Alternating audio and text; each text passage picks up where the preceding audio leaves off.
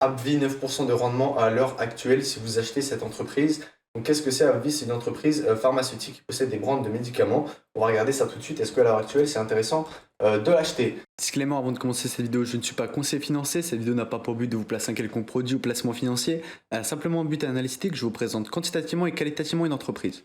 AbbVie. Voilà, donc qu'est-ce qu'on peut voir sur cette entreprise? On peut voir qu'il y a eu un certain regain ici, donc après les publications de Novo Nordisk, etc. sur l'insuline, parce qu'ils possèdent aussi des brevets sur ce genre de médicaments. C'est pour ça qu'il y a eu une certaine appréciation de l'action depuis 2019. Donc on est sur des PE assez élevés, ce que paye à peu près le marché sur ce genre d'entreprise. Donc on cherchera du 25 à peu près 30 sur ce genre de business. On va regarder un petit peu par rapport au cash flow.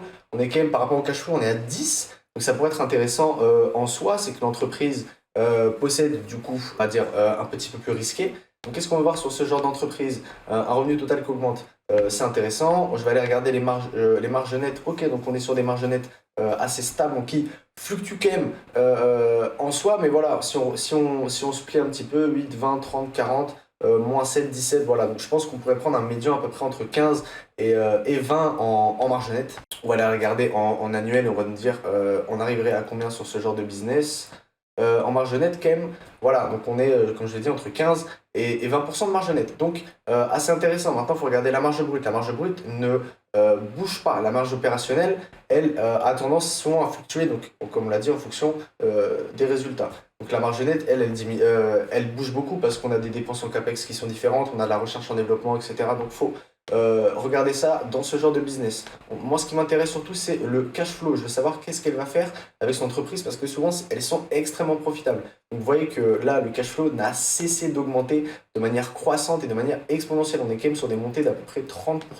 Donc là, on regarde en termes trimestriels. Vous voyez que là, dernièrement, elle a fait un bon coup. Je pense que voilà, le fonds de roulement, ouais, on est d'accord, il est assez faible. Donc, le fonds provenant des opérations est assez constant. On voit par contre qui diminue, il a tendance là à diminuer, donc potentiellement on pourra avoir un médicament en fin de vie ou que sais-je. Donc là on est d'accord qu'on est que sur le point de vue quantitatif qui nous explique rien. Ce que je veux savoir ensuite c'est ce qu'elle va faire de son argent.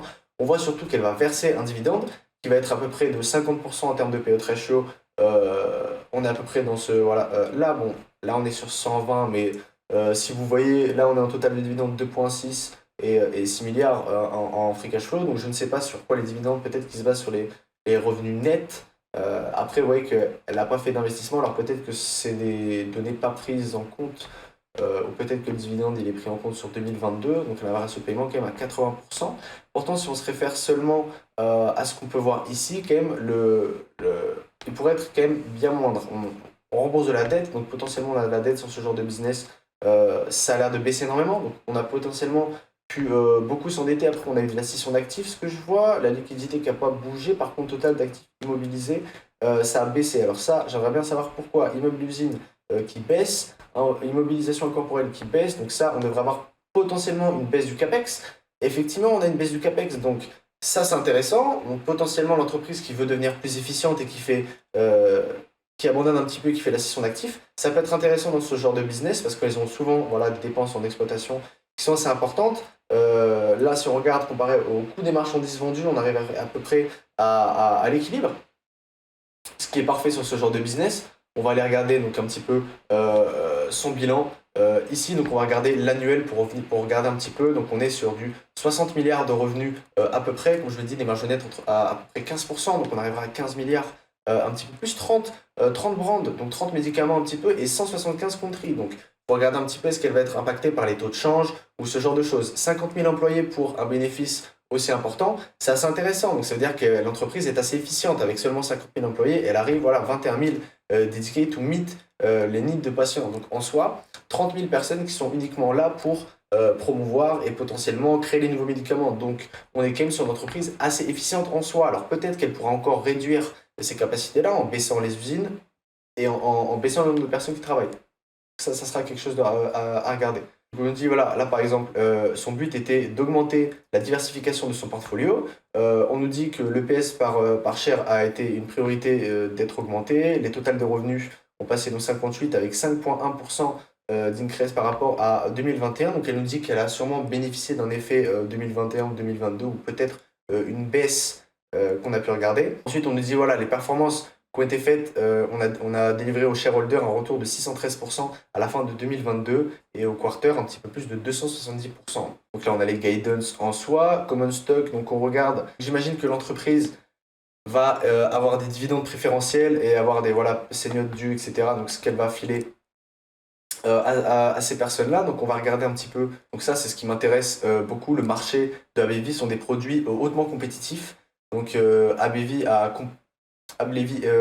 donc, est dans la recherche de produits basés pharmaceuticalement, biotechnologie. Et voilà, donc là, Discover, Manufacture, Market and Sell, Priority, Pharmaceutical Product. Donc on est quand même sur des produits assez spécifiques. C'est pour ça qu'il y a seulement 30 brands. Donc une assez grosse barrière à l'entrée. Et surtout, ce qu'il faut regarder, c'est les brevets. Donc vous allez regarder un petit peu, vous allez feuilleter, parce qu'il est extrêmement loin. Regardez, si je défile jusqu'à la fin, on est quand même sur à peu près un peu plus de 230 pages. Donc assez intéressant quand même et assez compliqué, je dirais, de regarder ce genre d'entreprise. C'est pour ça que je vous conseille d'aller regarder surtout la webcast, parce que là, il y a énormément de tables de matière. Donc en fait, ce qui va nous intéresser un petit peu plus, ça va être d'aller chercher, est-ce que vous pouvez regarder un petit peu la dette, la maturité de la dette sur ce genre de business. On sait quand même qu'elle la baisse énormément, mais voilà, vous voyez qu'il y a énormément de choses à regarder. Et ça veut dire qu'il se passe beaucoup de choses et qu'il y a potentiellement beaucoup de brevets. Donc là, voilà, par exemple, ici, on ne sait pas du tout qu'est-ce que ça peut être. Là, on a le retour, par exemple, pour les stockholders, donc les personnes qui achètent, et le retour, par exemple, du S&P 500 sur 10 ans, en moyenne, il a été de 226%. Les pharmacies index, donc toutes les pharmacies, 200%, et AbbVie a été de 613%. Donc après, là-dedans, on prend en compte les Viatris, tous ceux qui font faire des segments de médicaments assez généraux.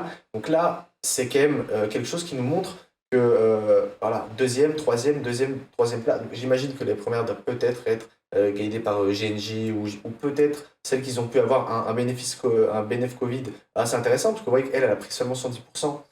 Après, elle les garde. C'est ça qui est aussi intéressant, c'est que le bénéfice Covid, pour l'instant, elle l'a toujours. Comparé à celles qui vendaient des vaccins, par exemple, Pfizer, etc., vous voyez qu'on n'est pas du tout sur le même genre d'entreprise. AbbVie a l'air de tenir solidement, donc on a un petit peu plus... je dirais, on pourrait un petit peu retrouver ça en Europe.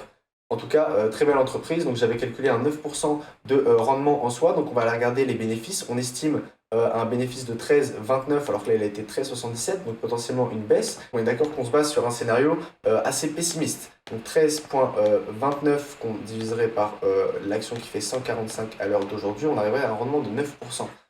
Comme je vous l'ai montré. Donc ça, ce sont des points de vue pessimistes, on est d'accord. Après, les revenus consolidés ont l'air d'être toujours aussi importants, les cash flows toujours aussi importants.